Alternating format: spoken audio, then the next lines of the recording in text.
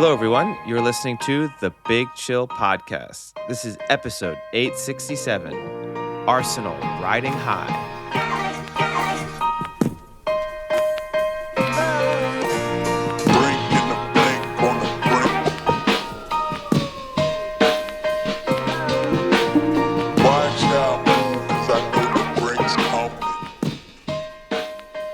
Hello, Big Chillians, and welcome back to the Big Chill Podcast. I'm Frank, joined as always with Eddie.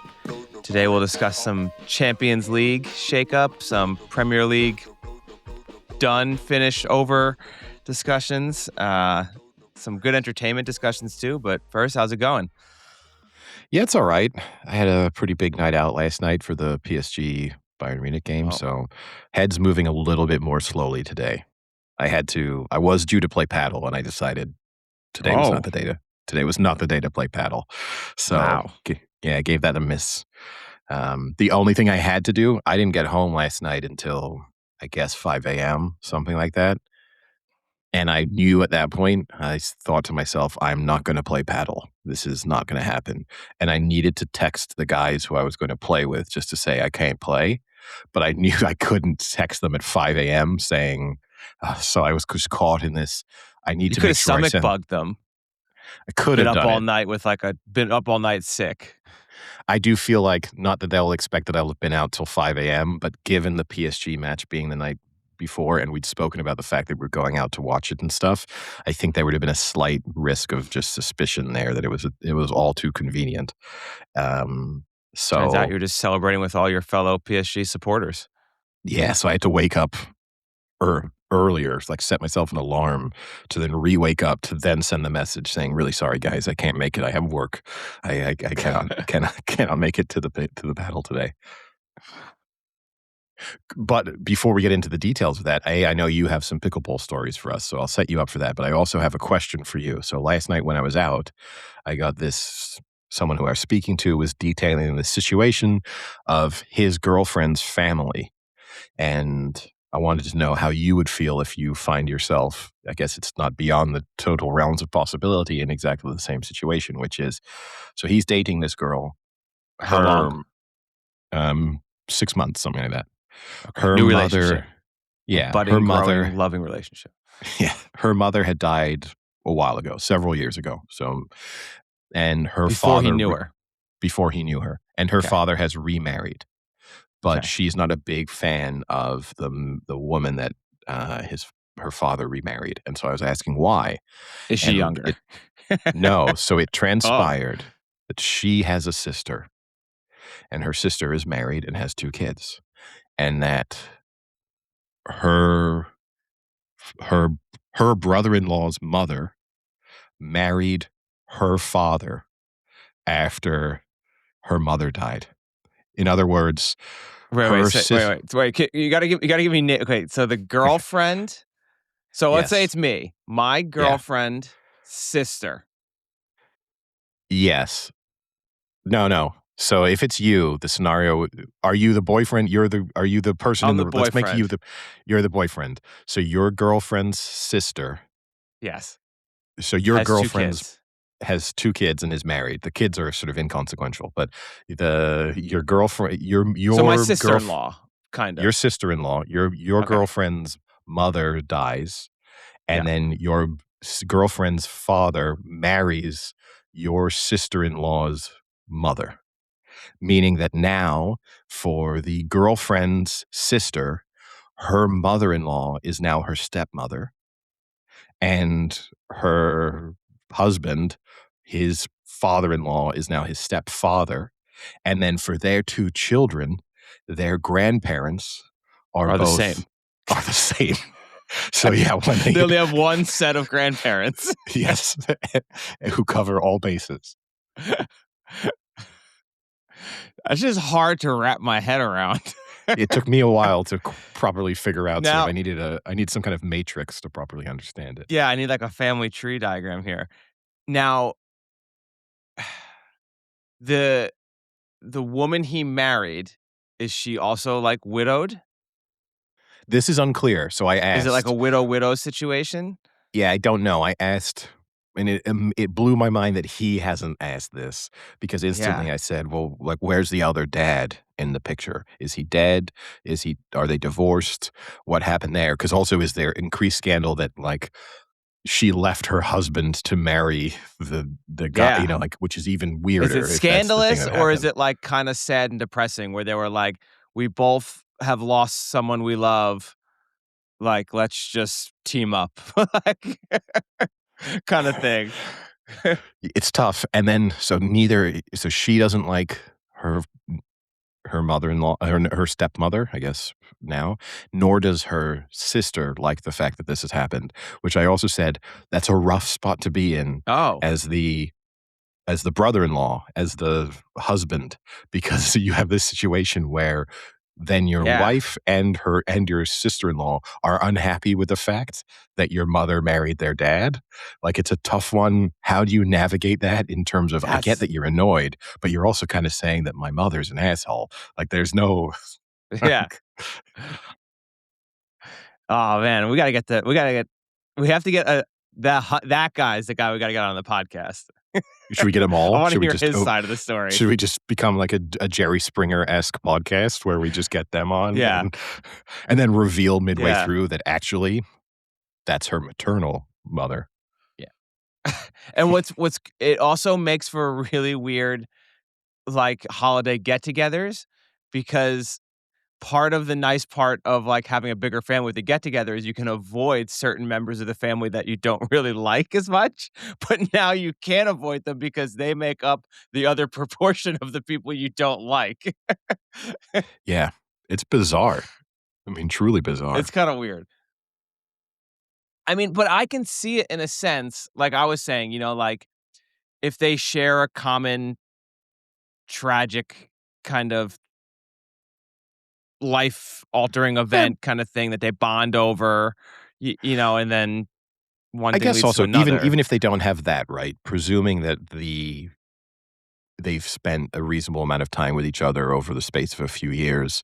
If you're two people in your 70s who, may not be No, they're in going their out and meet 30s. may not be going out and meeting a lot of people on a consistent basis, you can understand how it's like falling for a coworker. There's a sort of the increased chance of interest based on proximity and time spent together. So I can kind of get it, but I also, if it were me, I would desperately try to avoid it. Yeah, it's a little weird. So I know you've got some pickleball stories for us, so go for it. So I reached a new pickleball milestone, this Sunday. So I play in a ladder league, which basically you get put on a court with either 3 or 4 other people, depending on how many people are there that day. And then if you are one of the top 2, you move up a court to play other higher ranked people. And if you do poorly, you like move down a court until you get to like court 7, which is the lowest of the courts. You basically just stay on the lowest courts. I had made a permanent home on the lower courts for a good portion of the last, I don't know, 6 weeks. Um 6 or 8 weeks, yeah, like the last 2 months, but I have slowly started getting better and kind of figuring out, how to play a little better and how to play points better, and in the last so you can only go up basically, you play a set of games, you can go up a court, you play a set of games, and you're done for the day. So you can basically move up 1 court, a thing, and in Okay, so 3 to understand weeks. that it's one match per weekend, No, no, or it's a long. so you get on a court with 4 people, you each play each other, so it'll be like 4 matches you play on that court, Okay, and then the so 2 top every possible doubles yes. Not combination. every possible combination, but, like, you will play with every person, but you might not play Okay, against if there's 5, got you. if you see what I'm saying. Um, Yeah. so within 3 weeks, I went from being on the lowest court to last Sunday, I made it to court 1, all the way up to the top of the food chain. It was a good moment, but I have to say, so when that happened, then there was 5 of us on the first court. So the way that'll work is like one person gets a bye in the foreplay, and then you switch out. I had the first bye, And I sat there and watched these guys on court one and went, oh boy, I'm a little out of my element here. Like the And discrepancy was so strong from the first court to the second court. Like the second court, I was one of the like obviously I moved up, but there was 5 of us and there was like 3 of us that were kind of competing to move up. So I was in like the top 3 and I felt confident that I was like I was better than the other 2 for sure. And I was probably not the best guy, but like the 2 and 3 were right there. Then I moved to court 1 and I was like I am significantly the number 5 on this court. Like it's not there was one other guy who I can play with and he's like we can probably go neck and neck, but like after him, the top 3 were like really good. So it was a fun moment, but slightly humbling because it was like, ooh, I've gotten kind of to this level now, but I am now once again the shitty guy on the court. I mean, that's good improvement, Yeah, but I have And I'm to sure say you'll too, close that like gap between you and the better players relatively quickly. I don't know how quickly I close that gap, but I will say when you play with people that are much better like that, you definitely get better quicker. Like, even through those 4 matches, I felt I had, like, learned and picked up a lot more technique than I had in the last 3 weeks of playing, because like, you get to play with the people and, like, they'll give you pointers, which is also nice, like, "Hey, next time, like, if you've noticed, he's always hitting it this way, so, like, be prepared and then be able to hit it, like, back this way against it," or something like that. So that was always nice getting, like, some of the advice, but then also just kind of seeing how they hit you can kind of replicate it a little bit so you get better, just kind of be like, oh, that's how you kind of hit that shot. I've been seeing some jackass in court 6 kind of just like fling his racket. That's not how you do it. Okay. Like that's the How better much technique I see. how much unsolicited advice is given? It's a big thing in I paddle. so when I went to court 1, because like me and this other guy moved up, and the other guy they were like, "Oh, hey, Xander, you're back up here. Like, where have you been? Like, like why weren't you always on court 1?" He's like, "Oh, like I moved down a few, but like I'm back up, blah blah." And then they were like, "Hey, I don't think we've seen you. Like, I don't know if we've ever played before." And I was like, "Yeah." I was like, "I'm Frank." I was like, "I'm just gonna let you guys know up front. It's the first time I've ever made it to court 1, so I'm feeling good about myself." I was like, "But."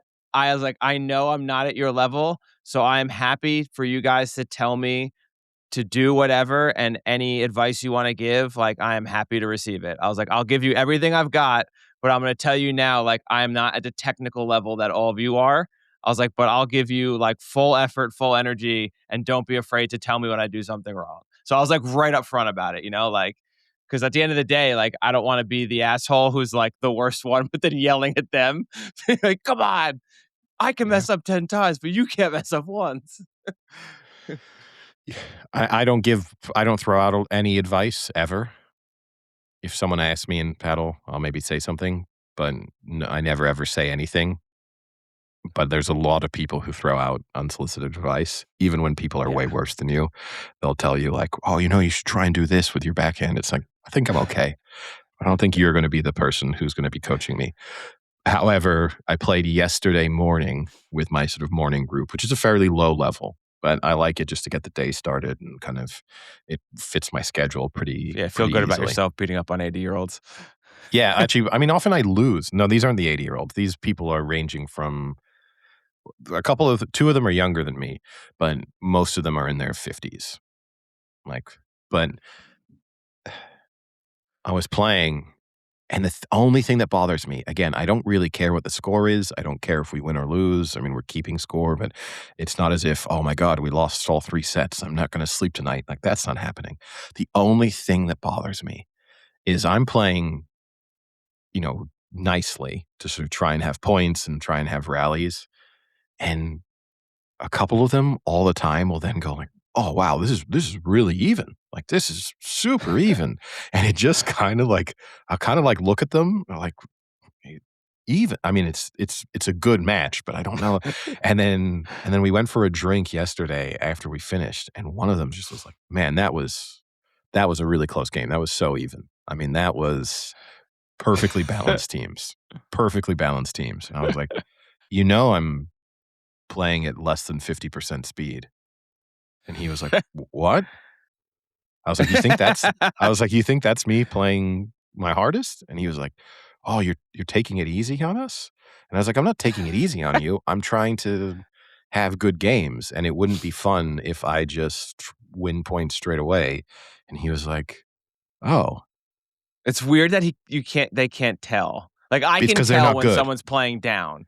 But Yeah, but the problem even is, I'm not that good, but I can tell when no, people are but kind of playing down. you've played sports at a good level. So you can just pick up on the idea. You know what I mean? You can just Yeah. sense. It's the same. I've played the other guys in paddle who are better than me, and I can tell like he's taking a little bit easy on me right now. Doesn't bother me, but he knows that if, Yeah. especially at the kind of level that I am, you'll have the guys who are better than me who will pick up pretty quickly on like a very specific weakness that I might have, and they sort of know I could just relentlessly target that weakness. And like as if you're exposing a video game, like Yeah. running the same play over and Yeah. over again in Madden. Like if they really wanted to, they could do it. And I'd be like, I cannot stop that play. But they're nice enough to be wanting to work on some things themselves and to want to have good points. And maybe it means that when it's break point, maybe they pull out that move just to sort of win the game. And this guy was like, oh my, really? I was like, yeah. And he's like, oh gosh. And so but sometimes but you make errors still. I was like, yeah, of course. I'm not gonna play perfectly. I was like, but sometimes I'm making errors either because I'm doing something that I really shouldn't because I'm trying to keep the point going. So rather than hit it into the open court, I'm trying to hit it back to you, which might actually be harder in the because you moment. suck. Yeah, no, but and he was like, oh wow. He was like, oh. I was like, the same in tennis. I was like, this is like, and this bit, I didn't mean it in this way, but he was like, it's like when I play tennis with my mother. I'm not like pulling out my biggest serve. And he was like, oh, this is like playing tennis with your mother? And I was like, I mean, she's good at tennis. I honestly wanted to tell him, I was like, she's way better at tennis than you are at paddle. So if anything, this is a compliment. But yeah, we'll see. We'll see how big of a blow that ends up being to his ego. I looked to see in London if there was like accessible pickleball courts because like there's at least 3 of us in the group that would play, so like and one person in particular who often doesn't like to do things, that would be an activity I think he would kind of enjoy. Like the last time we did it, he kind of got into it, but they're like there's not many and you have to pay to be a member for most of them, so looks like it won't work out. But yeah. But in Kentucky, we can easily find probably a cool place in Louisville, like a cool pickleball restaurant bar thing. And that gives everyone one of whom is listening to this podcast, David, that gives you 4 or 5 months to work on your pickleball skills to wow us when we arrive in Kentucky. Yeah. Maybe we can find a tournament we can enter. But on that note, should we get onto the real sports? And I guess we can start with Champions League. Because obviously that just finished up and we now have our final, which will be PSG Arsenal. Yeah. So Arsenal beat Atletico Madrid 1-0 at the Emirates on Tuesday. Saka scored a fairly early goal, and then the rest of the match, to be perfectly honest, was relatively dull, sort of as expected. It was just early goal. I mean, take that back. Yeah. And, it was just Arsenal. I mean, Atletico Madrid not offering a huge amount. The one thing I will say, I think in both matches, there's penalty controversy. I think Atletico Madrid can feel especially hard done by that one of the penalties was not awarded. I think you can make a strong case for the fact that they should have had 2 penalties. But yeah, some controversial refereeing decisions over the course of the 2 matches and some interesting non-involvement of VAR in those times as well. Yeah, the one penalty I think was clearly a foul. I that was weird that there was no call there. It was a weird play in general because it started off by who was it? Who was the Arsenal defender? Almost kicked the player as the ball was volleyed up.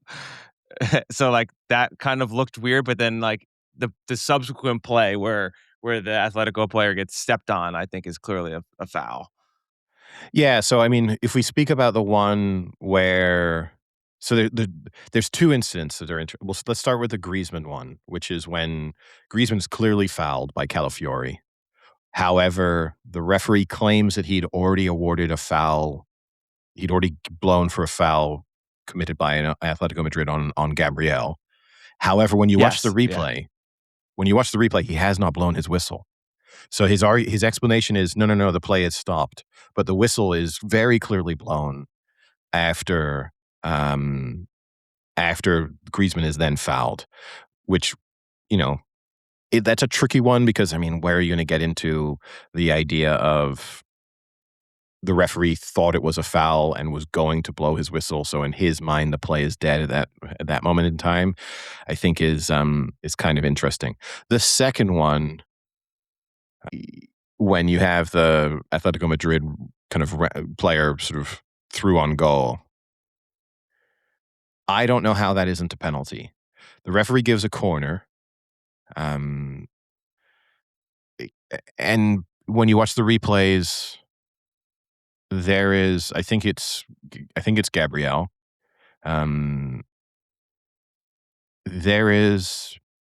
doesn't get any of the ball, and he sort of dragged the Atletico Madrid attacker down, and on top of that, not only has he sort of pulled him back and dragged him down, but then he's also attempted to make a tackle and not won the ball as the ball's gone out for the corner. And I don't really understand when watching the replays how that can be anything other than a penalty.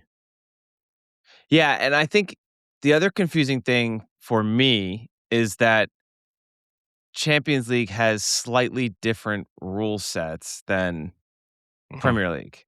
So it does make Certainly in it the slightly handball. confusing at times. In handball for sure, which we'll get onto, I think, in the next match. But also, like, I think the VAR rules are slightly different too, are they not? Like when you can go to VAR and when you can't? I mean, it's constantly reviewing everything, right? But I think in the Champions League and under UEFA's instructions, I think they've wanted VAR to be less involved than, say, it is in the Premier League.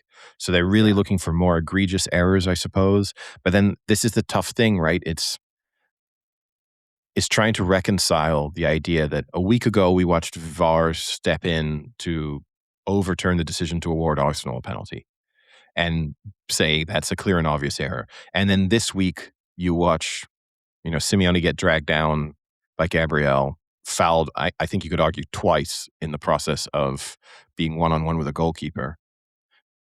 And it doesn't intervene. It's just hard for me. It's the inconsistency. And I mean, this is going to be the theme, I think, across the two matches in terms of the criticism of the officiating. It's just, okay, if you're going to say that that's allowed, but I know that we will watch other similar incidents, possibly even in the final, where it decides to step in and say, no, that was a penalty or that wasn't a penalty. And if Arsenal supporters think that this is me sort of picking on them by trying to highlight two incidents where Atletico Madrid probably should have had a penalty, last week I said I thought Arsenal that the penalty that was awarded to them for the foul on Eze should have stood. So there's that. And also, I don't know. I don't think anyone can watch the Simeone foul and think that they are not either expecting a penalty to be awarded or want a penalty to be awarded if they're supporting the team in question. Yeah. And I mean, I guess penalties aside, this kind of went exactly how we thought it would go for Arsenal, where, again, not super impressive, but did enough to win and to advance. Not very exciting. Kind of went up early and kind of just held the lead. I don't think that's going to work in the finals. No, it's going to be an interesting test because, we had this contrast of, two very defensive teams in one semifinal and then two very attacking teams. And certainly in watching the games, you just saw, I think the speed at which the matches were played was vastly different. And the overall attacking quality on show was extremely different. And that's not to say, Arsenal have a game plan, which is to keep matches close and to try and, if they can get a lead against PSG, then they're certainly in with a chance. But they're not suited, and I think this is tricky in any sport. So, anyone listening, we'll say the same thing when we're talking about NFL games at other periods of the year. It's never good to be that team where you think they can't be behind. And I think Arsenal will go into this final thinking like, uh-oh, if we fall a goal behind, we don't want to have to chase the game because it's not how we're built. And we will be more easily exposed if we do have to. And to a certain extent, you almost saw PSG, how they can handle that extremely well. Against Bayern yesterday, they just sat deep, tried to absorb the pressure, and for the most part prevented Bayern from creating many clear-cut chances, even though we watched Bayern be camped in their half for 60 or 70 minutes. I mean, there weren't a huge number of chances that came out of that, and for the most part, PSG defended really well. Again, I think they also got the rub of the green with a couple of crucial refereeing decisions, but other than that, they played very well. I guess then speaking about that game or transitioning to that one, as I mostly qualify myself as a neutral, it was a shame that PSG scored 2 minutes in, just because that was a game that would have been, if we'd been able to watch exactly the same dynamics, but with Bayern only being a goal behind on aggregate, it would have been a lot more exciting. But once you then started to get to sort of 10, 15 minutes left and you thought that Bayern had to score 2 goals, it felt as if the game was petering out. And then obviously Harry Kane scored a really nice goal, but unfortunately with only a handful of seconds left, and Bayern weren't even able to mount another attack. Yeah. And then this was the call for me where I was slightly confused about the ruling. So this was Mendes got a yellow card early in the match, and then had a handball on the sideline that was not called. And the referee's ruling for why it was not called was that the Bayern Munich player had a handball directly before that and actually awarded a free kick to PSG because of that. According to the law or the rule book, that is not a VAR. That does not fall under the jurisdiction of VAR. So they couldn't go to VAR to review that. Yeah, they can't give yellow cards. Yeah. And again, I think this bit bothers me. And this is always the issue a little bit with video reviews in general, right? Is that once you start to limit the scope as to when it can intervene, the idea that it's bringing more accuracy and efficiency to a sport sort of doesn't make sense to me. It's like we discuss in the NFL all the time. Oh, great. It's wonderful to have this critical fourth down measurement, but you didn't care at all as to where you place the ball on second down. So why are we suddenly really worried about measuring inches when literally the ball could have been placed a foot off the right marker on second down? And to a degree but I will with say, VAR. I was going to say, just to piggyback off the football thing, the NFL, though, did adopt the last 2 years now this like constant reviewing up in the booth where if there is an egregious call that was wrong, or like a fumble that clearly wasn't, or a mark that was clearly wrong, that VAR will just call directly down to the refs to correct it, which is kind of a nice improvement, and it's kind of going towards what you're saying. If you're going to have this technology available, but then you limit the usage of when you're able to actually access it, is kind of pointless and dumb. So I think that was a nice improvement by the NFL, where it's like, well, if it's pretty obvious, we'll just call down and we'll make the change directly. And this could have been an instance where it could have been used here and could have instantly, been called down and say hey, no, I think that was wrong. Like, the Bayern Munich player did not touch it with his arm or his hand. Like, you need to reverse this call. Yeah, and I just struggle with the idea as it's basically saying, well, it's really important that we make sure that straight red cards are punished, but it's not that important that second yellow cards are punished. And the impact on the match is just as important. And I do get it. It's a slippery slope, because then isn't the first yellow card just as important as the second yellow card? So fundamentally, then, are you wanting? And do you know what? I think with bookings, I kind of don't mind if the video referee was consistently saying, I think that's a yellow card. Like, I know in the speed of it, you haven't picked up on it, but it was a bit studs up. It was a lot later than maybe you think it was. I think you should book that player. I wouldn't be opposed to that sort of input becoming. And then if the referee can listen to that or not, I'm not saying that they need to pause that necessarily, but just in the sort of constant communication that can be going on, that can be the, hey, these are my thoughts. I think that's a yellow card. You should be giving that. But you obviously the referee should have final say in terms of how they're seeing things on the pitch, and also them deciding how they kind of want to enforce the rules. Because as with any sport, the officials do kind of get to determine how strict are they going to be on certain things, what are they going to let go, and so that would still be up to the referee to kind of determine. But yeah, I think PSG were certainly lucky that that second yellow card wasn't given, and obviously that would have been a red card fairly early in the match and completely changed how the rest of that match looked. Because I think it's hard to imagine that Bayern Munich playing an entire second half against 10 men would not have managed to create more chances and probably score at least the other goal that they needed to force it to extra time and probably even win it in regular time. And then the other controversial decision was the Neves handball, which occurred sort of when Vitinha was clearing the ball within the PSG box, and the ball slammed into Vitinha's arm, which was outstretched and as would be framed, not in a natural position.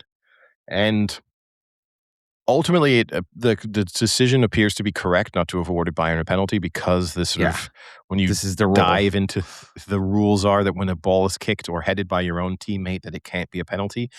Unless don't quite understand the ball is that one. going directly into the opponent's goal. Yeah, is kind of the caveat to that. I don't quite get why that's a differentiator. I don't understand, or if it's a deliberate handball. That's the other thing. But I don't quite understand why. Again, a week ago we watched a penalty be given because it goes off a player's thigh and then onto his arm, and that's considered to be handball. But then meanwhile, a player with an arm in a very unnatural position, according to the way the laws are interpreted, it's not a penalty just because his teammate happened to kick it. I don't get why that's no actually friendly that fire, important. Yeah, but I mean, because here is deep down in my overall, I don't think that's a penalty. But then I don't think that should be a penalty even if a Bayern player had kicked it, because realistically speaking, we're talking about a player who's a couple of feet away and who's sort of trying to get out of the way of the ball, and that's what moves his arm away from his body, and he has no real time to react or process what's happening. So I think regardless of whether or not it was a PSG player or a Bayern player who kicked it, it shouldn't be a penalty. But given the way that the law is interpreted, particularly in Europe, I don't understand why the sort of mitigating circumstance should be the fact that Vitinha kicked it and not Harry Kane.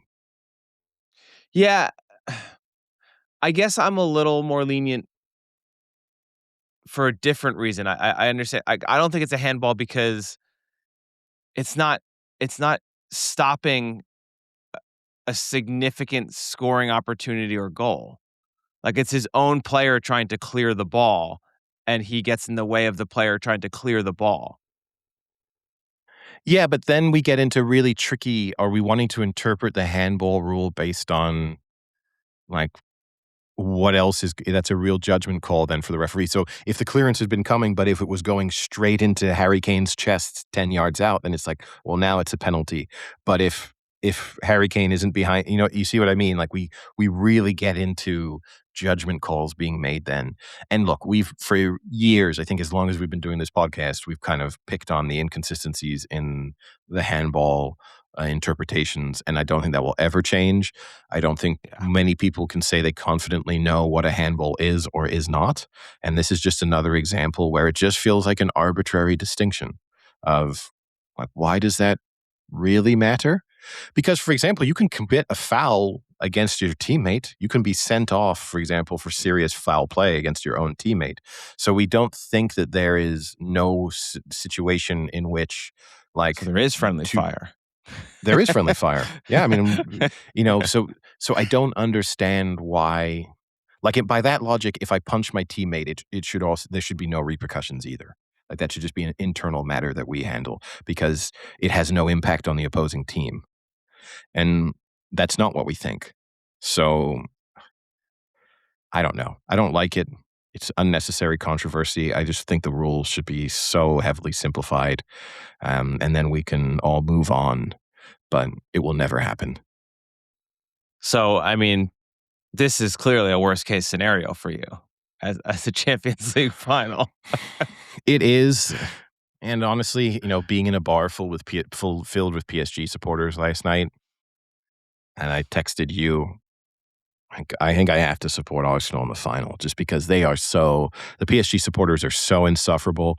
And I kind of got into, I won't say arguments, but discussion with several of them because for starters, they were wondering why, I won't say, again, I wasn't supporting Bayern, but when you're, especially, I preferred that Bayern won. And then on top of it too, when you're in a bar where it's 97% PSG supporters, it kind of makes you want to at least be the, one or two voices. I wasn't like loudly cheering. There also wasn't that much to cheer about. But for example, reacting when that handball for the second yellow card wasn't given. And then people were going, why? And at first I think they assumed I was going to be German. So then I said, I'm not German. And then they asked me, and then I got them really annoyed because they asked me like, oh, why aren't you supporting PSG? You live in Paris. And I said, well, to be honest with you, I just have no particular interest in supporting Qatar. But it's good that Qatar is making the Champions League final for the second year in a row. And then they go, oh, are you trying to deny that there's always been money in football? And that, it's like, no, but let's not pretend that, I've lived in Paris long enough to know that before the Qatari money came into PSG, that there weren't a lot of PSG supporters around, nor were PSG a dominant force in French football. And they've bought their way to both French dominance and European significance. That's okay. And they should just accept that because I could say exactly the same thing to Manchester City supporters and they should also be able to accept that. And I say this as a Blackburn Rovers supporter where lots of people will say, well, in the 1990s, you bought the Premier League. Jack Walker came in, spent tons of money. And had it not been for him, Blackburn Rovers would not have been promoted to the Premier League and would not have won the Premier League. They are absolutely correct. We only were as successful as we were because of Jack Walker's money. The difference is, Jack Walker was a lifelong Blackburn supporter who made tons of money and then decided he wanted to support the club that he loves. And we're also talking about he was spending. Did we just have the same argument last week? Do I have deja vu or something?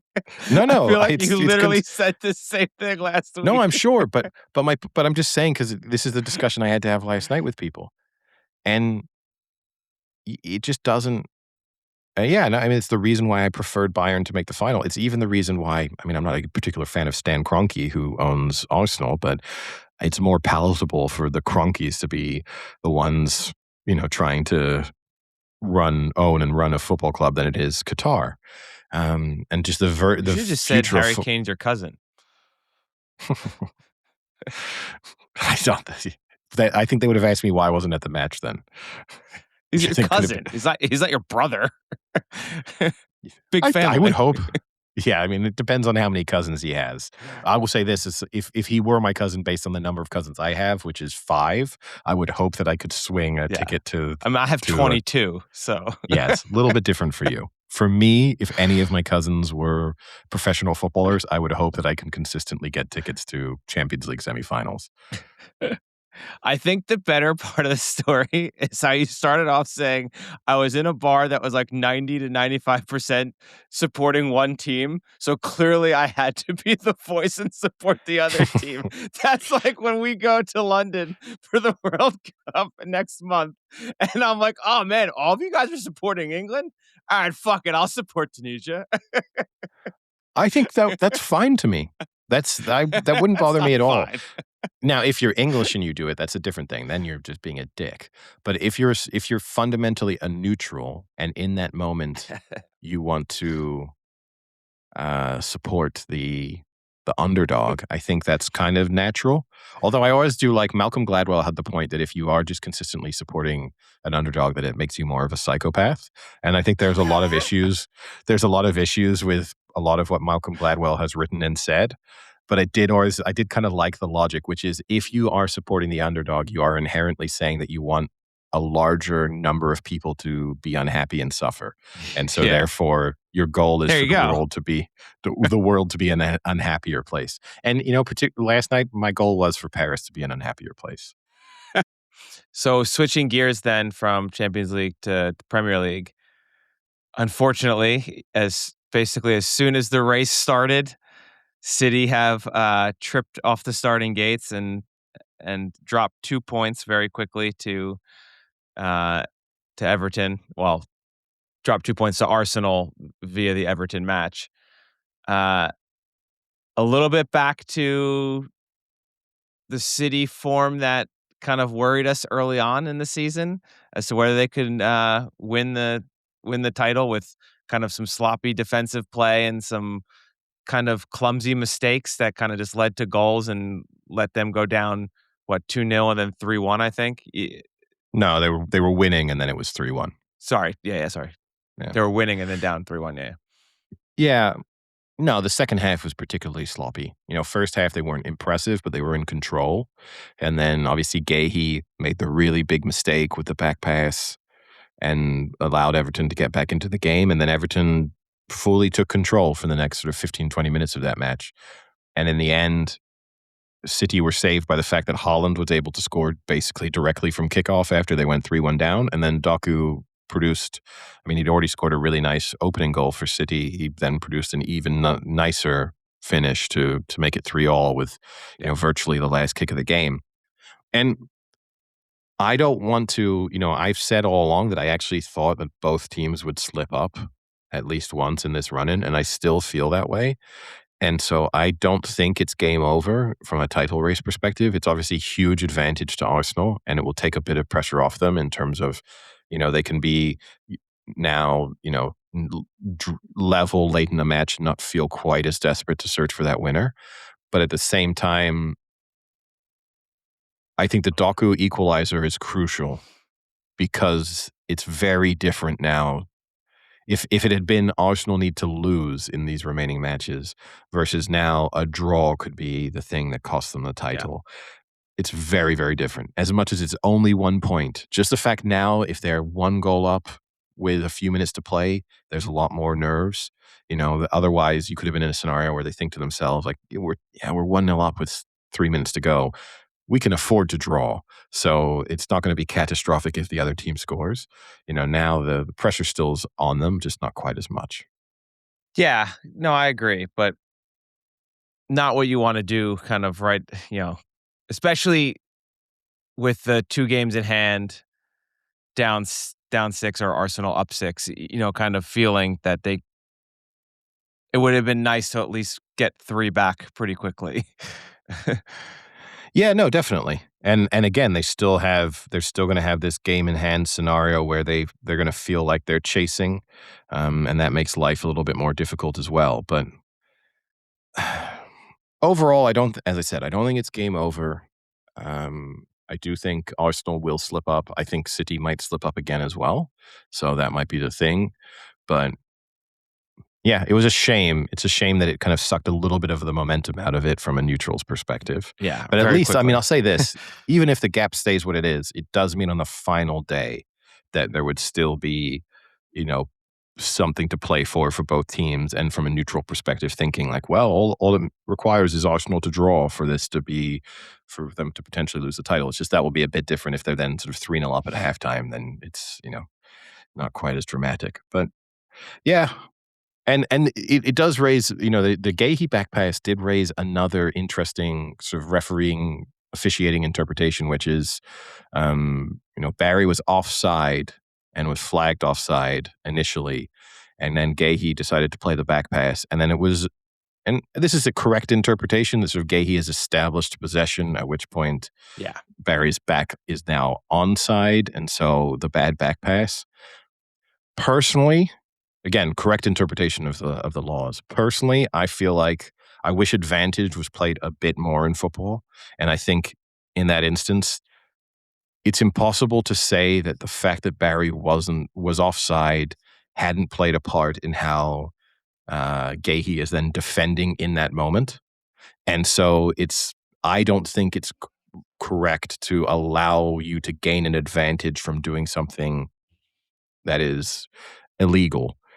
So I would prefer it if that was sort of still considered to be the same sequence, and they say, no, you're offside. That's a free kick.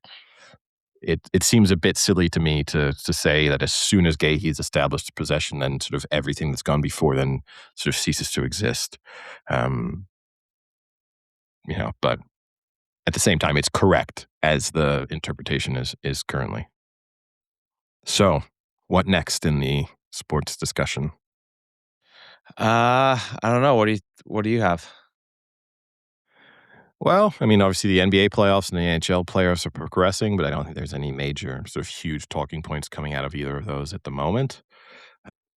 Tennis season fully underway, the clay court season, but I don't. Did you see C.J. Stroud's off-season transformation? He's come No. back looking extremely muscular. He's obviously been working hard in the gym over the off-season, and is really looks different. Raises an interesting question, though, because everyone always kind of says that it's an advantage to be sort of a little chubby as a quarterback, that it just helps you to absorb some of the blows. Is it a good thing for C.J. Stroud to have spent the offseason, bulking his biceps over maybe focusing more on things that matter to his actual play? So I actually was going to say well, I saw the opposite of that. I don't know if you saw the Abdul Carter talk. Probably not, because I'm just seeing it because obviously I get all the Giants posts. But there's been pictures circulating of Abdul Carter, who was one of the first picks in the draft, or what was he, number 3 or whatever, 4? First round pick for the Giants last year. This year came to training camp and looks very skinny. It's a little deceiving because he is like 6'6", 6'7", like he's very tall. And so a lot of his weight, he was like 250, 260. A lot of it just fills him out, so he never looked particularly like Myles Garrett like. But he does look a little noticeably smaller in the arms for sure. But we'll see how that affects his play. Yeah, and in those ones, who knows? Maybe being a little leaner, lighter, more agile is more advantageous than, marginally stronger. So, who knows? Speaking of Premier League races, I forgot to bring this up while we were talking about it, but a very good tenable question came up, Eddie. If you want to take some time and shoot your shot at a question that I would have, if I were the captain of the team, I would have nominated you to answer. I'll try and get the question right because I only took a picture of the answers, and the question is a little tricky on how to phrase it. So I'll try and phrase it the best, but if you don't understand, we can clarify.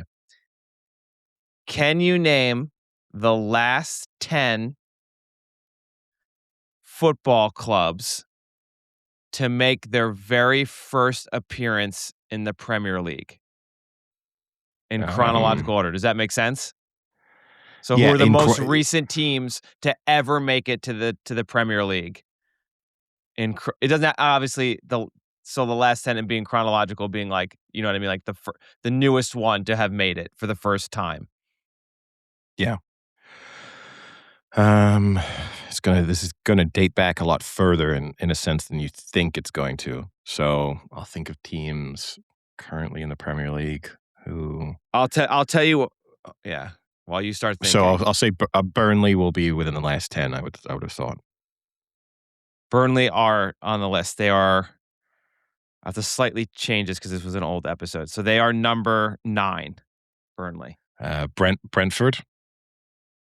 Yes, Brentford are number 2 on this list. Bournemouth. Yes, Bournemouth are number 5 on this list. Doing good so far. So I'll give you one hint. Mm-hmm.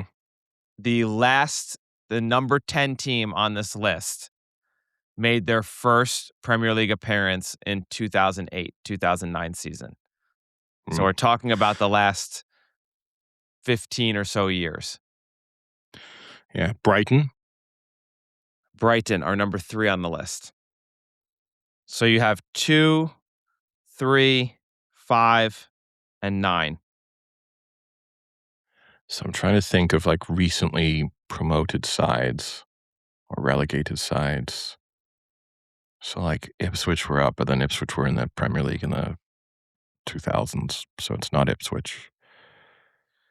You need one more to not get into the vortex, Eddie.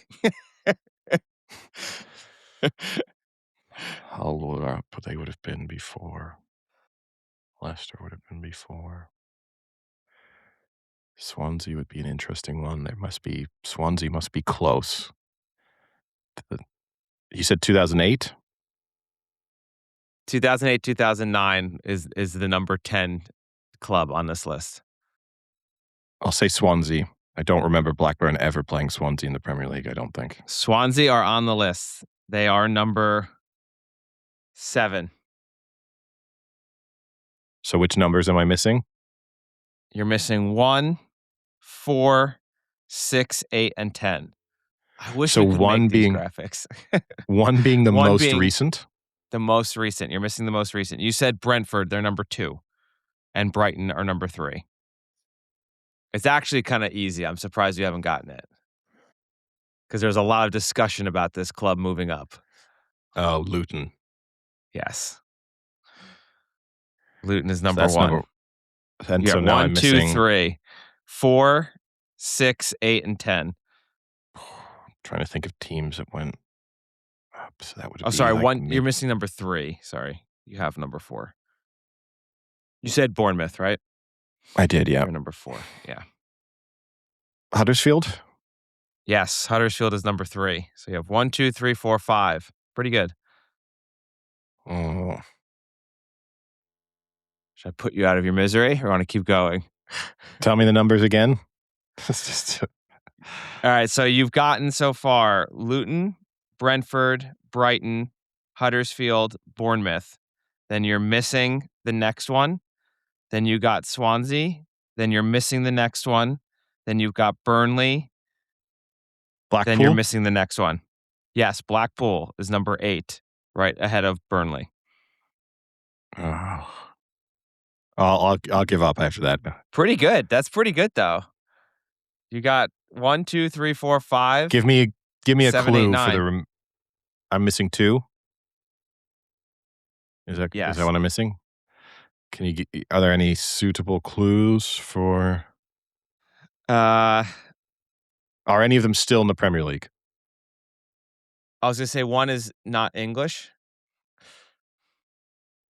Sorry, you cut out. I was gonna say one is not English, and they're Cardiff. no longer in. Yes, Cardiff, and the other one you had said, but you said you had mentioned their name. I mentioned their name. Yes, they're no longer in the Premier League either. They just made the playoffs, though. Hull. Oh, Hull. Yeah. Pretty good, though. You would have done well. I think you would have gotten that. Would have been like $10,000 you would have gotten for your team. Nice. Well, you can pay me. Thank you. That was a tough one. Like that's a really tough question, I think, because that like requires you to kind of think back every season for like what new clubs kind of had made it. I mean, there are a few that you can kind of remember, and think about, but you kind of have to almost go season by season a little bit. Yeah, I mean, and it's going back quite a long way.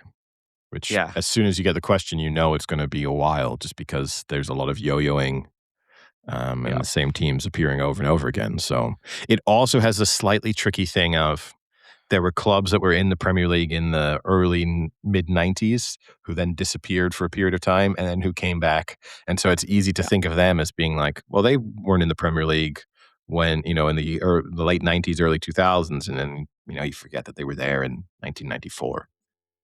Yeah.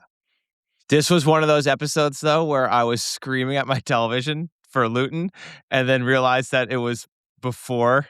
It was like an older episode. Oh. And then I kind of looked like an asshole when it wasn't like the number 1. And I was like, wait, what?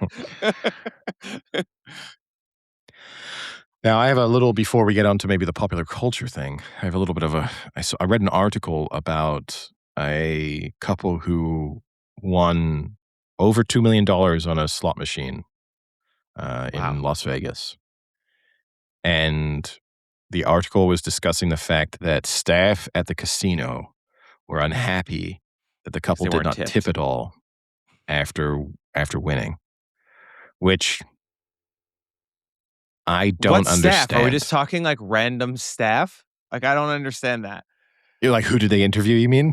Sort of. But like who's complaining? Is like the person who's like the janitor who's cleaning up is complaining? No, so or like they the had server who served their drinks? They had a couple. So there was the servers who were going kind of working the floor, who felt like that should have been an immediate tip post winning. The person who, because the jackpot win is so big, there's the person who comes to the machine to deal with that, how to handle those logistics. I think they wanted to be tipped. And then also the people who literally pay you out, at the space. It's always blown my mind. Former co-host Sam, he used to work in a bookie in the UK, and he would speak about the fact that people occasionally tipped him. I cannot wrap my head around that personally. In this instance, I also can't imagine possibly tipping people. It's not like having a dealer where you're they're providing you with a service as part of the experience, and so then you're tipping them for sort of helping, putting it on for you. Yeah, I'm probably, if I won that jackpot, I'm definitely spending more that evening and then probably tipping more than I normally would, because, it might be like, yeah, let's do 100% tip because we've just won $2 million. But I don't think I'm instantly like counting off 5,000 to hand back to the person at the cashier's desk. Like Dumb and Dumber as he's going through the hotel. Here's for you. Here's for you. Yes. Here's for That's you. what they want.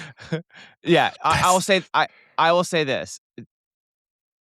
I will go just a slight bit further than you. If it's a dealer, for sure, because that dealer not only are providing a service, they're like engaging with you, so they're making it more fun Hopefully. for you to want to play that game. Yeah, hopefully, that's fine. I'm also okay with the server, because you could make the argument that maybe we don't know this case. Maybe that server was so good that part of the reason they stayed at that machine because that person was just bringing them drinks so frequently that they were like, oh, I'm getting a lot of good cold free drinks sitting here. I'll continue to play. This is nice. I'm having a nice time. I'm full. I'm getting drinks. I'm having fun. I'll keep playing. I'm fine then tipping that person and saying, hey, like, you made me kind of want to stay. Here's some money. Thank you for that. I don't understand that the person whose literal job it is to come out and say, oh, you've won, sign this paperwork, deserves a tip, because if it weren't you, it would just be someone else. Like, that's literally their job, is to just come out and like get the paperwork and like turn the machine settings off or whatever they have to do. Like, they had no influence in you winning that money, or were they like even part of the win? So like, I don't understand why. And then the same for the person who cashes you out. That's their job. Like, you don't go to a bank and take money out of a bank and then give that guy back $5. You don't do that? Because he I do gave that. you the money from your bank. Like, that Yeah, I makes do that. no I tip sense to me. 20% on all withdrawals, and if I go to an ATM, I just drop 20% on the ground just as a tribute. I kind of love this idea. I think I might do it. The next time I go to a bank, I'm going to not go to the ATM. I'm going to go inside to the teller, withdraw money, and then say like, hey, this is for you, buddy. Thanks. And just see what he does. And also, you might have to be like, I'd like to withdraw $100, and then be like, oh, can you break this 20? And they're like, why? It's like, there you go. That's 5 for you. Thank you. No, 5's too much. I'm not giving him that much. That's a 5% in that scenario. That's a 5% tip. But yeah, I mean, it's weird, right? Because I've always said this. It's like, and I'm not opposed to tipping. I like tipping. Obviously, I worked in bars for a long time. I think I don't like the idea. I have certainly issues in the U.S. in terms of I don't think people should be reliant on tips for wages, and that bars and restaurants should be required to pay a living wage to people, and that a tip literally should be an extra recognition of very good service, not an expectation. So that is fundamentally how I feel. I like tipping people, but I always do find it bizarre when and where we tip and why, and when and where we don't tip and why. And I know those lines are being increasingly blurred, and particularly in the US with people, giving you the option to pay a tip on sort of transaction types that you never previously would have tipped on. But, it is strange to me. But yeah, there's no way on earth. I mean, as I said to Sam at the time, there's no way I'm going into a William Hill and winning something and then tipping that guy, unless, as you rightly say, unless that person did something to help me get that bet on. Maybe if I said, if it was the Grand National and I was like, oh, who do you think will win? And the guy tells me the horse, and then the horse wins. Maybe then I go, oh, here's a little bit back for you. Yeah. Or if I was having trouble getting a bet on and they helped me to get it on, or if, in those scenarios, like you're a little bit late, but they still put the bet on for you anyway, fine. They've allowed you to get it on and they've helped you to make that money. But if it's literally just me handing you a slip, you scanning it in your little machine, and then me handing over the cash and you going, good luck, have a nice day. And I say, good luck, have a nice day as well. And I come back 25 minutes later, why would I tip you? I don't know. I mean, we It's so wouldn't weird. trip. When we go to Royal Ascot, we're not going to tip the on-course bookmakers. I'm not going to win money from them and then go. And like, if anything, those people contribute to your experience a lot more than the random person in a William Hill shop does. Yeah. Like, especially nowadays too. I'd be interested. Shame Sam is no longer allowed on the podcast because we could discuss it with him more. But like with the fact that bookmakers are shifting you more in the direction of those those terminals of the machines. So, but you still need to collect the money from them at that point. So, like I could just walk in, just tap some stuff into a machine, walk away, come back in the next day, and be like, "Oh, great! I won $3,000 on my bet." And that person's sitting there paying out my money, expecting me to then hand a bit back because all I've done is no, you don't do that. You take the tip and you tape it to the machine. It's the machine's tip. But bizarre to me. So I have actually one more sports related topic, Eddie. Do you know that you have something in common with quite possibly one of the greatest NFL players of all time? Doesn't surprise me one bit.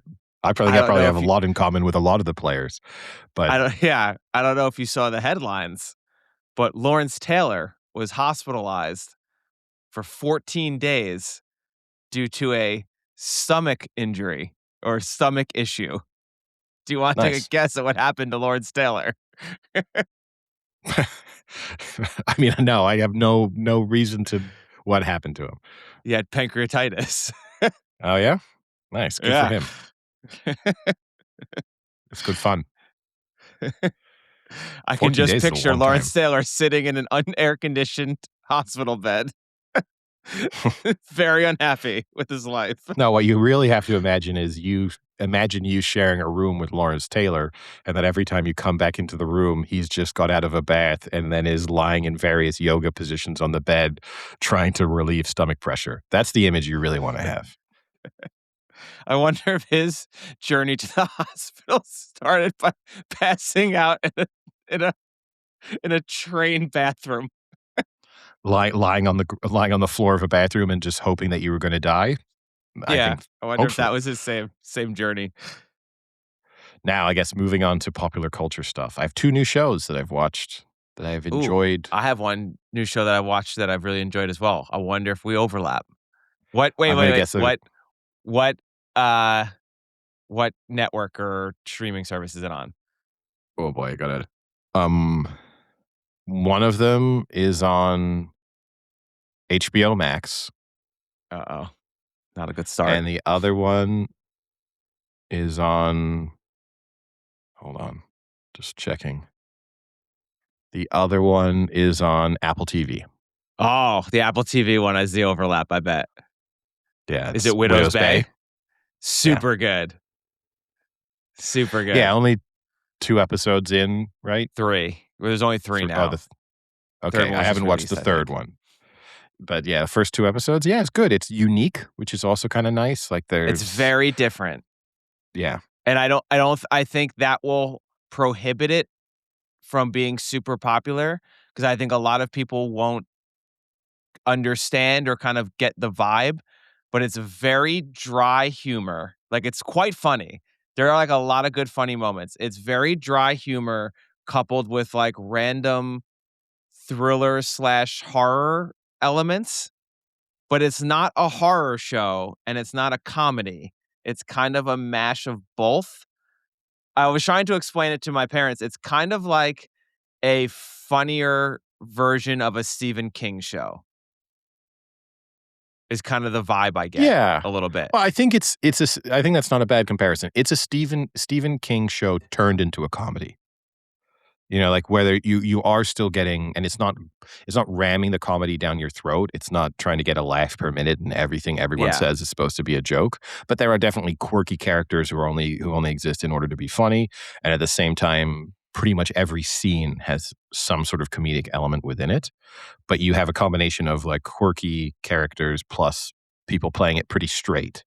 So it's nice. It's good. It's entertaining. And as I said, it's very different, which I agree with you is probably going to, in terms of sort of universal appeal, it's one of those shows that it's not going to be for everybody because of the fact that it is very different, but it's good. And we're obviously both Matthew Rhys fans, so that helps. Yeah. And he's very good in it. Yeah. Obviously becoming a big Apple TV guy. That's back-to-back Apple TV shows for him. Yeah. Yeah. And I like it. They're pretty short episodes, not super long, like 30, 35 minute episodes. See, this is where we disagree. I want long episodes of things. For some things I do. It depends. Like a show like this, I think it's the perfect length. It's like kind of a funny episode. You get a good story. It's not over drawn out. Like there are times where I don't know. Sometimes I could do an hour of this. I don't know. I mean, I don't watch enough TV shows where I feel like I want things to be quick, if you see what I mean. And I also I'm not someone with kids where you're like, oh no, I want to squeeze this 30-minute TV show in.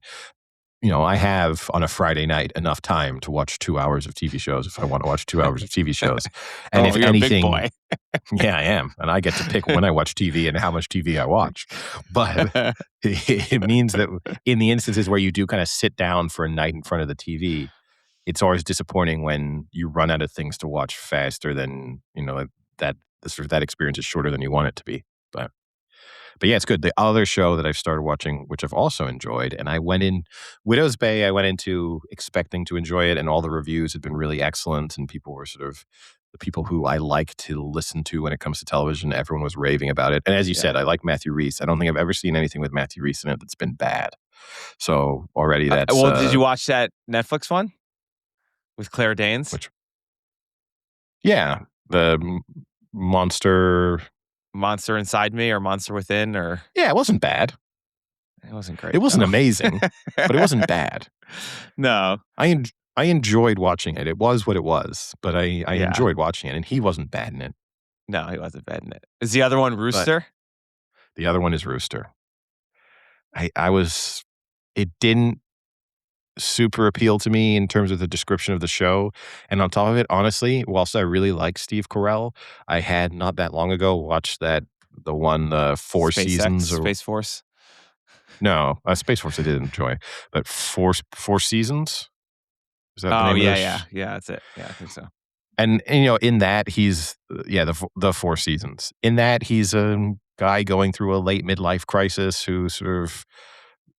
And the description of Rooster felt a little bit like the description of the Four Seasons, but portrayed in a different way. It was like, I don't know if, whilst I love Steve Carell stuff, I don't know if I need to watch another TV show of him kind of... And look, he's always just playing Steve Carell, but, Steve Carell with exactly the same... And it's a lot funnier than I thought it was going to be. It's genuinely enjoyable. I have not watched it yet. I would say watch it. I would encourage you to watch it. Like, there are very good, funny moments in it.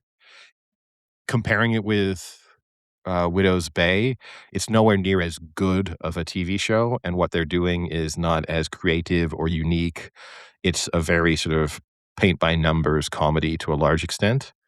Yeah. But there's funny moments. And, you get to see someone from Ted Lasso, so that's exciting for you. Oh, it's the coach, right? No, it's Phil Dunster. The guy who was oh, yeah.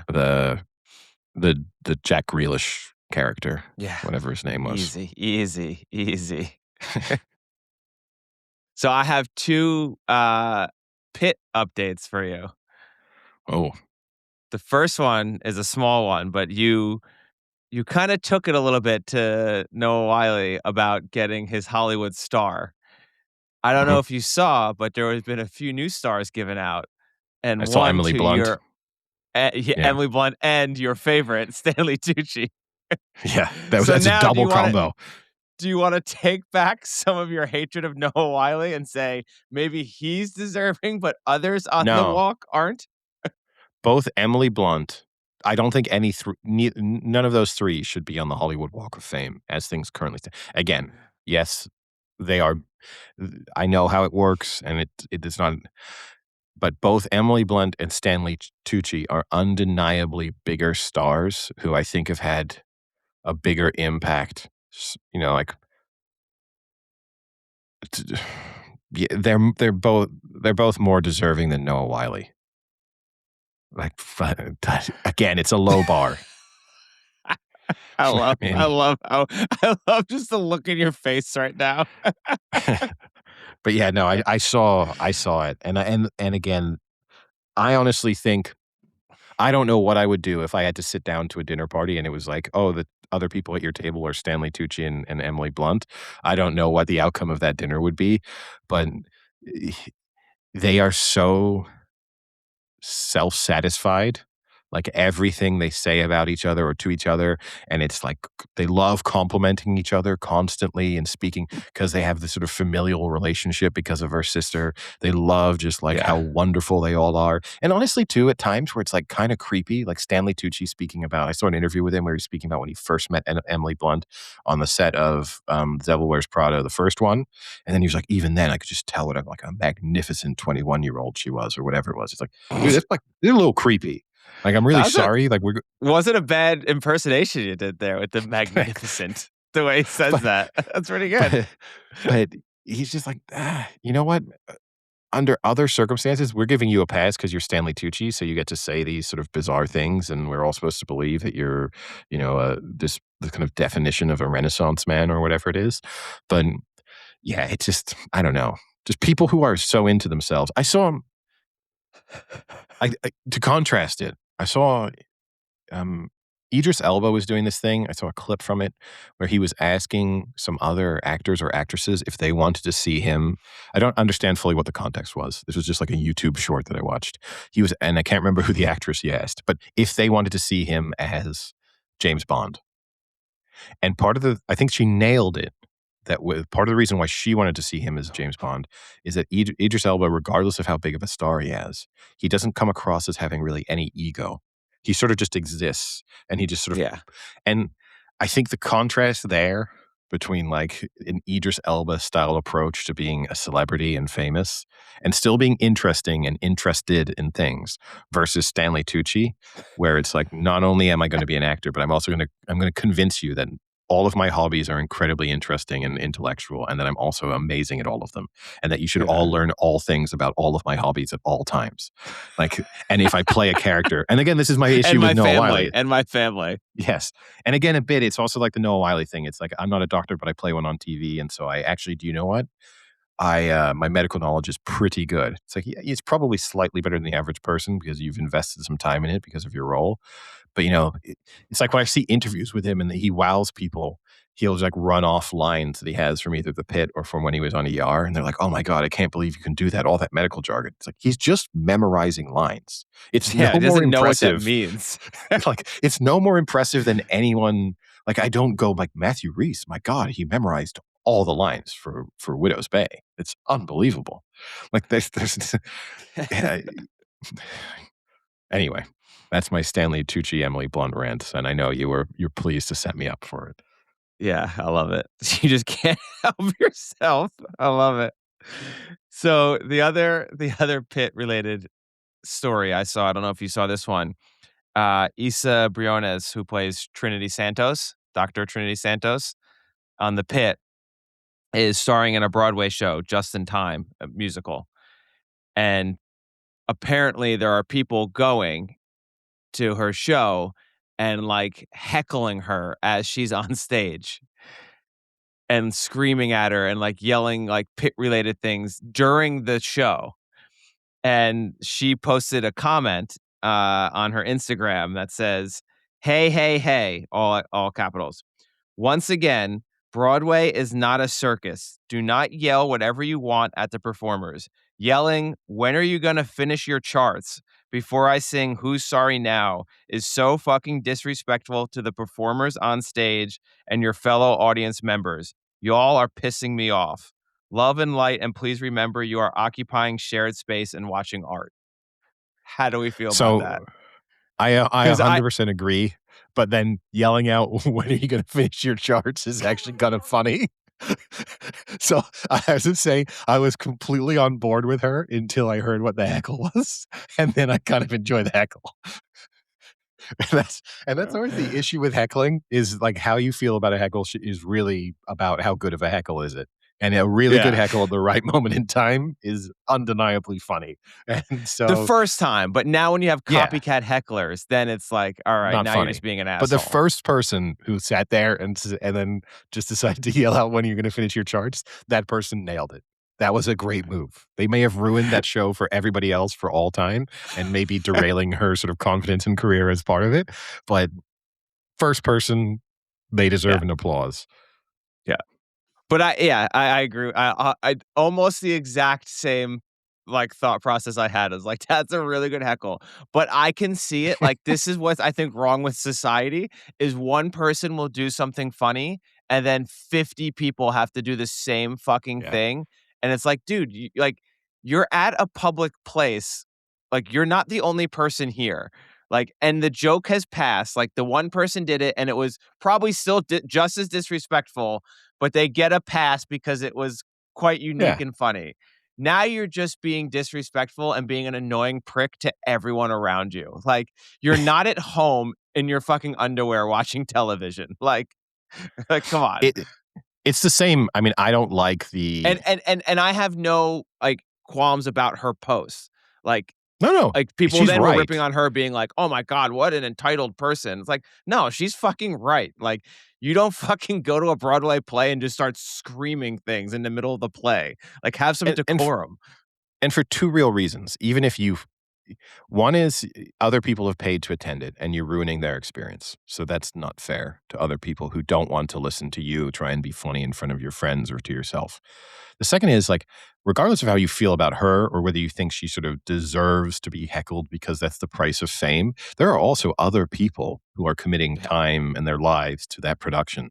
And they don't deserve to have their work be spoiled just because one of the other actresses happens to be on a popular television show. Like, that isn't fair either. So, no, she's 100% right. It's just, it's unfortunate that she happened to. I'm sure there are worse heckles that she could have picked and put that in the post and then you've been like, yeah, that's stupid and dumb. It's a shame that she picked one where you're like, it's actually kind of amusing. But it's like and you're right too, because I'm sure there are people who are like filming themselves do it now so that they can post and like, oh my God, aren't I funny? It's like when Oppenheimer came out and that first person did the video of them farting right as the bomb went off, and Yeah. when the movie goes completely silent, and the first time, that's an amazing thing to be able to time that up and to really nail it, and you hear the rest of the people in the cinema kind of laugh. Good for you. You came up with something smart. That probably meant that you had to go and see. What I love about that is it probably meant you saw Oppenheimer the first time, and then you're like, you know what I could do the next time around, and then you had to go and like sit through another 2 hours of the movie just to time up your Yeah. fart. You deserve it. But everyone else, you then saw like copycat farters in Oppenheimer movies. At that point, Copycat farters. at that point, what you're doing, it's not original. It's not that amusing, and all you're now doing is loudly farting in the middle of a movie. Like Yeah. that's not acceptable. Yeah. Oh, that was funny. And the only other talking point I have is I did see Project Hail Mary this weekend. Thoughts? Loved it. Oh, I loved it. Yeah. It was awesome. I like it's a shame. Like I don't understand why there can't be more movies like this on a regular basis. Like why is this something that is like not an event, but like a rarity where everyone's just praising how good it is. It's an very entertaining movie. It's got a good plot. It's kind of funny. It's charming. It was really, really well done. Like, it was fun to watch. It was long, but you don't feel that it's long. Do you know what I mean? Like, it goes pretty well. Like, after watching it, you're probably like, you probably could have cut out a little bit maybe with like the the bonding dynamics a little bit, but at the end of the day, like, those were enjoyable scenes and they were fun. So I don't mind that it was, like over 2.5 hours, right? It was pretty long. Yeah, it's long, and I think again, we're both critical of podcasts where their big focus is how long is something. Yeah. I do think you could probably edit it a little bit more aggressively and cut down. There's a lot of fat there where you just think, I don't know if necessarily that needed to be in there. It didn't contribute to anything to the plot, and at the same time, the movie's just long. And I have nothing wrong. A long movie that needs to be long, I love it. Yeah. In actual fact, when I watch things, again, I kind of want them to be longer. If I'm enjoying them, I want to enjoy them for longer. But when you're watching, Tough in a movie theater God. when you drink a big soda. Yeah. But yeah, I thought it was good. I don't know, the quirky Ryan Gosling character, which is just Ryan Gosling being Ryan Gosling and stuff. Yeah, see, I really like that though. I think I really like Ryan Gosling. I think he's funny. I think I like him. He's quite I charming. like him a lot too, and he's very charming and he's very naturally funny. And when you see him interviewed, he is what he is. Like, he's playing Ryan Gosling in those things. It's just at certain moments in time, it's like, again, it feels like the movie is enjoying itself too much with the quirkiness. Just a little bit. There's just a few things where you're like, yeah, okay, you know what you're doing here. And Yeah.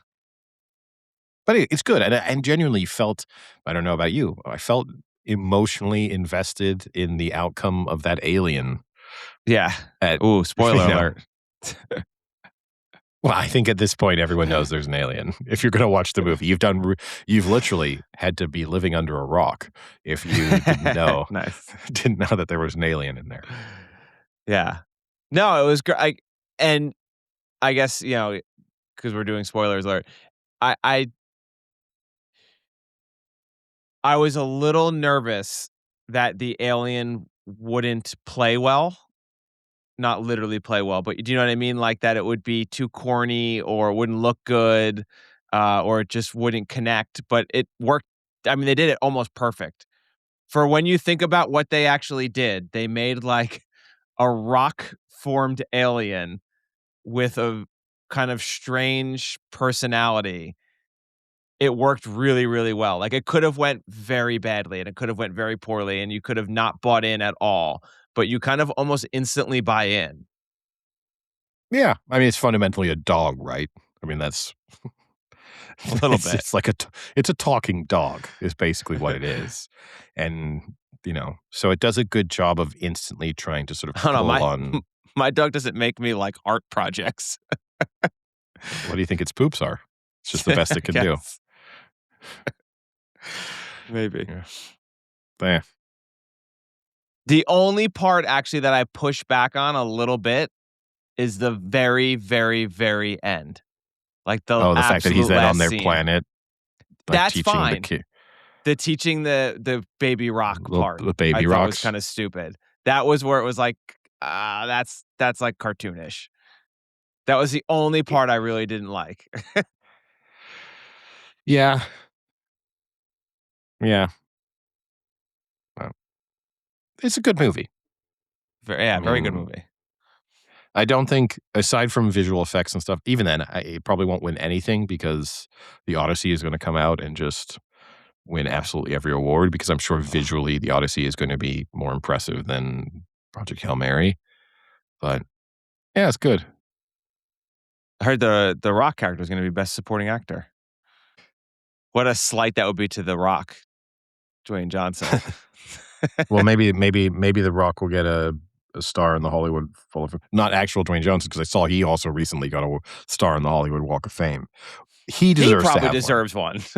He does. Much as I dislike him, as much as I don't like him, he probably deserves one. Global movie star and entertainer in general. Yeah, Like, you yeah, I can't don't know if discredit the whole WWE part. Like, you can't, though. Like, well, I'm not he was discrediting super it, but famous for it. yeah, but it has nothing to do with being on the Hollywood Walk of Fame. Why? Because, like, so say theoretically Tom Brady acts in a movie, do we go, I mean, the movie sucked, but he's won 7 Super Bowls, so we better put him on the Hollywood Walk of Fame. But he's not an entertainer. But if he evolved into one, I wouldn't assess his acting career based on how good he was also in the NFL. Like, that could be in terms of his But the overall, like, WWE is wow, fake, Eddie. It's a form of entertainment. I understand this, but it's not the You Hollywood didn't Walk of Fame really is for win the Royal Rumble, Eddie. wait, what? But the Hollywood Walk of Fame is for movies. He wasn't in WWE movies. Are He we was in sure? a TV I guess it's also for TV, the Hollywood Walk of Fame, because otherwise Noah I think Wyle it's for wouldn't be in anything. there. I It's not think for it's for like anything. all celebrity. Let me ask you this. I Do think you it's think there's wait, ask this. Do you think there's any chefs on the Hollywood Walk of Fame? oh boy. I mean, because of maybe, like, do I think that Guy Fieri might have a star on the Hollywood Walk of Fame, not because of his cooking, but because of his television career? It's possible. Or like Gordon Ramsay, maybe. There's But 3. again, Gordon Ramsay's not on because of how many Michelin stars he's won. He'll be on because people love Hell's Kitchen or whatever. You know, like, Okay, let me ask you this. Do you think there's any authors on the Hollywood Walk of Fame? That's not movie well, or obviously television. you've set me up to say yes because of the way you've posed the The answer is question. So. no. No, it is yes. But who are the authors? Ray Bradbury, Dr. Seuss, Raymond Chandler, Sidney Sheldon. Yeah, see, I mean, this just bothers me more because again, I guess an author, if your work was turned into movies or television, then you can There- argue that that's an important contribution to film. But ultimately, this is a little bit like my issue with the Rock and Roll Hall of Fame, which, like, it's now a music Hall of Fame, but continues to call itself the Rock and Roll Hall of Fame. But then you're going to have people who have nothing to do with quote unquote rock and roll being put into it. Stay in your lane. You know, They're like, in the television or motion picture categories. So there's it's because there's categories stuff. to the Walk of Fame.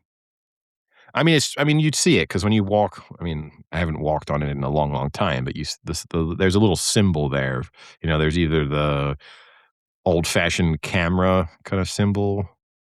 It's six distinct categories: motion pictures, television, radio, recording, live theater performances, and sports entertainment. Oh, there you go. So Tom Brady could be in it. So go fuck yourself. This is so stupid. I hate it. You know, there's things in life, especially for someone like me, where I can form opinions quickly and they can be quite strong opinions. There are times when I form those opinions and then as I learn more about something, you go, oh, I jumped to the wrong conclusions there. Turns out it makes a lot more sense this is a great example of the more and more I learn, the more confident I feel in my original decisions and the more I hate it. It has just recently been added, Sports Entertainment 2023. My God. So stupid. I mean, ultimately, too, I mean, it's a little Andy Warhol-ish, right? Like, just in the future, everyone's going to have a star in the Hollywood Walk of Fame. It's basically where we're moving towards. But also just, I mean, they're just going to run out of space. Like, how far away, you know, will it be like someone goes, I have a star in the Hollywood Walk of Fame, but it's in Manhattan Beach. Like, I thought you were gonna go like it's in Phoenix, Arizona. No, well, eventually they might have to get there. I mean, like Route 66 will probably just turn into the Hollywood. Just a great long, idea. That's a bad, great idea. That's not bad. Maybe we should start petitioning. We'll start putting The significant Route 66 Hall of American Fame. figures onto Route 66. That's the type of thing you could get dumb levels of support for. Oh, 500 million from the government tomorrow. Especially not to say this, but especially if you leaned into certain trends, you could definitely get people very excited about this. Oh, this is a great idea. All right. Anything else? All right. Well, no, with that, I guess we'll call it a day. Sounds good. All right. Talk to you later. See ya. Cheerio.